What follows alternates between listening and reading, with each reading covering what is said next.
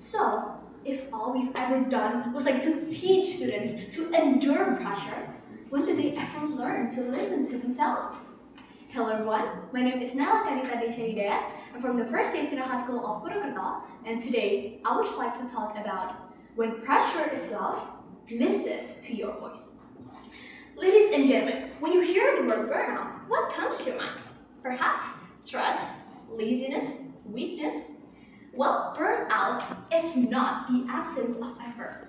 Burnout is when effort continues, but meaning disappears.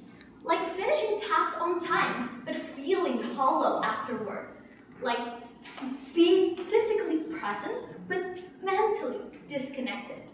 And when that happens, learning stops becoming growth. It becomes survival. Now, let me be clear. Pressure itself is not the enemy. Pressure can sharpen focus, build discipline, and help us grow. But pressure without recovery and meaning does not build resilience. It erodes identity. And when that happens, burnout begins. There was once a time when I was meeting so much expectations, I was fulfilling my academic achievements. But one night, sitting alone at my desk, I realized something unsettling. I wasn't failing academically. I was disappearing personally.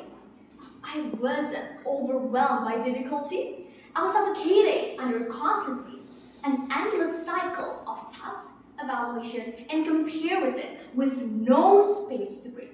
So I stopped, not because I was incapable, but because my mind was asking to be acknowledged. And well, I sang.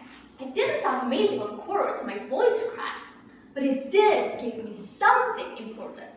Singing gave me back ownership of myself. For the first time in that day, my body was not reacting to deadlines, grades, or comparison. It was responding to me. I wasn't proving worth or thinking about the comparison. And at the end of the day, it gave me something important, that I still had voice. However, this story is not about singing.